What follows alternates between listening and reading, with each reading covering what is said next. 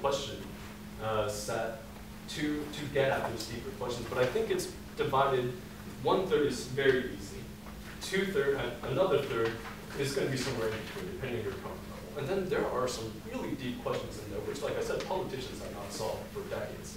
But it just depends on your group, and I want to give you opportunity for every type of interaction.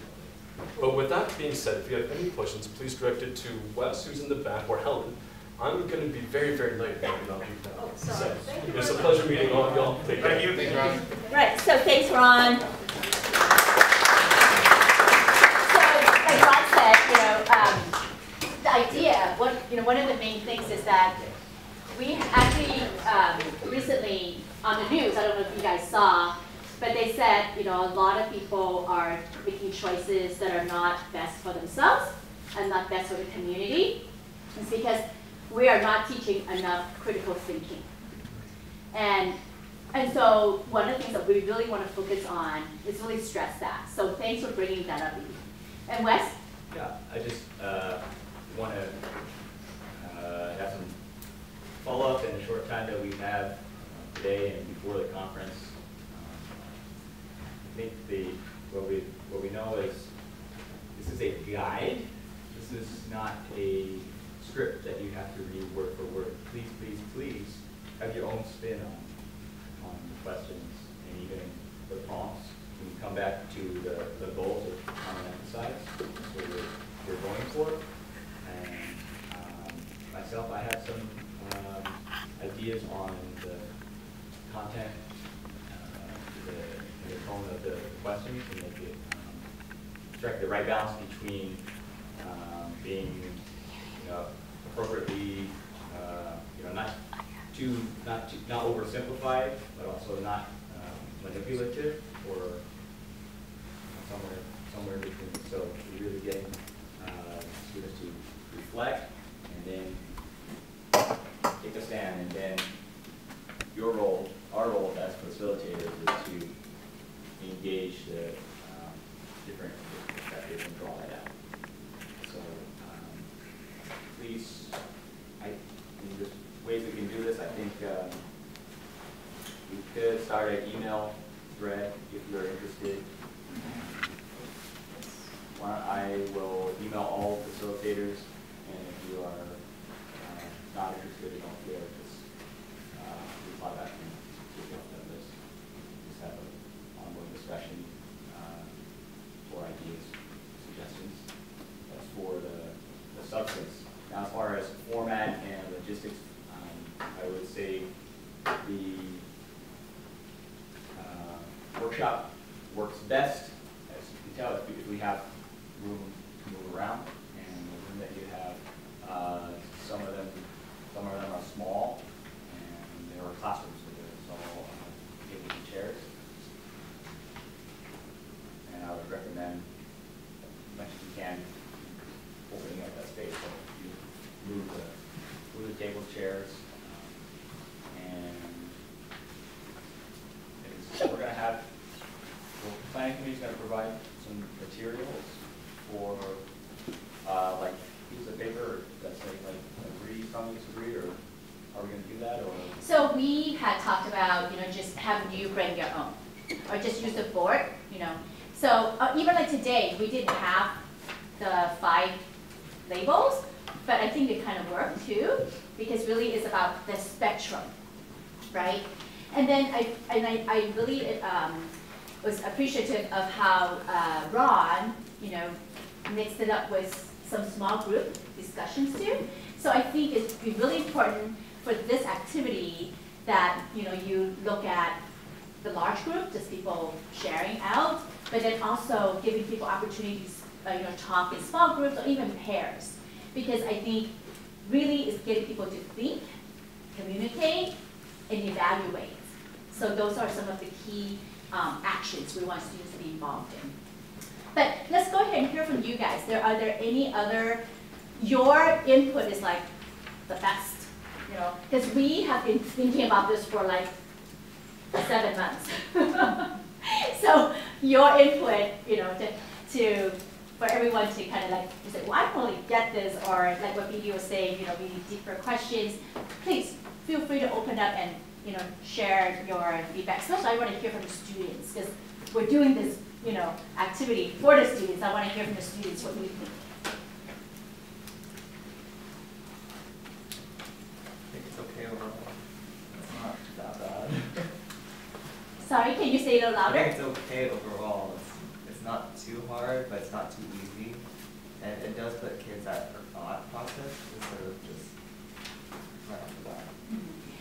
And help me remember, what's your name? Andrew. Andrew, help me also get a sense, because one of the things the students have always asked us to focus on is the cultural piece. And, or the cultural identity, cultural conflicts. And so I want to see, because that's what, so this particular activity is multifaceted. One of them is focusing on culture. So do you guys see that connection in this activity? Any other feedback? So what's the slipper thing that he took out? I'm curious. Oh, so I don't think he took out. I think it's just in a different order. Oh. Yeah. So at first when he presented this to us, Paulette. Hi, Paulette. He had that as the very first question. I said, that's a great question. We must keep that one. It's like everyone take off their shoes at home, and right, not everyone. So it's like it's so not, like it's not in there. it's not in there. But Oh. yeah, the I think idea. we need to put that one back. Well, everyone who's here, that the idea, people have different habits when you come in the door, when you take your shoes on or off, and people have different feelings about that. Just core values. Yeah, I think that's a great icebreaker question. It's because it's. so that I think put that back as the first one. That is like it's Okay. low emotional risk. I think it's very relatable, Yeah. and it's something like common. So let's just do this real quick.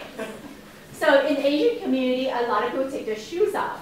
Do you strongly agree or disagree that you should take your shoes off when you go home? Okay, strongly agree on that side, disagree on that side. Loaded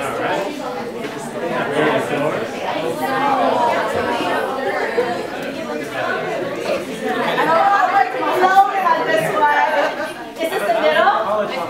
Okay, can we hear from someone on the strongly agree side why you are so, believe that you should take your shoes off when you get home? I have kids. I live in a college house with 9 other guys, and 9 of them are Asian. And so all on the first floor and the bottom floor, everyone gets to wear shoes, but once they come on my floor, we gotta take their shoes off. And if you look at the difference in the carpet colors, it's kind of obvious why I like it. I would like to share with everybody, I'm much older, but in my front door, I have an embroidery of the flag, and then they say, this is American family, but running Chinese style. Please. Then the bottom line, the bigger font say, please remove your shoes. So I encourage you all have some flag like that. And this is something I just learned from my Western trained podiatrist. Barefoot is the best state for your feet. Oh, gotta take my shoes off. Because you will have less fallen arches when you get old, you will have less foot problem if you use your feet. So do not confine your feet. I'm just saying, think about the things you walk on outside. You don't know what's been there before. And if you go downtown, all that nasty stuff, and you want to bring that into your house, you want to step in your house, and then you gotta clean the floor again. Oh, I'm not into that. Let's hear from the folks. Are you guys strongly disagree or just disagree? Strongly's over there. Oh. Let's hear from you guys.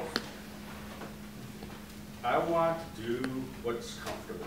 So, if I'm wearing my shoes and they're supporting my feet, it's comfortable. I just like devil's advocate, but I also know that there are some people with physical disabilities who have trouble removing their shoes. I never want to be in a position where I make them in an uncomfortable situation.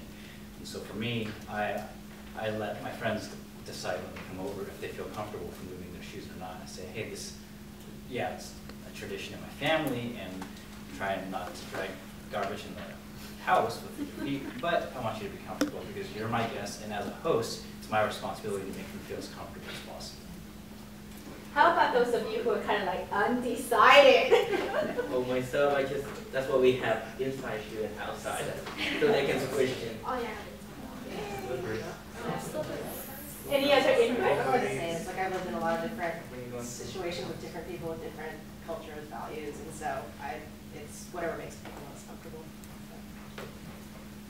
Good job, you guys. Give yourself a hand. All right. So why don't we take a quick break and then come back and we'll go right into workshop 3. Okay? And if you haven't signed in, please do so because we want to make sure we have the correct information for you.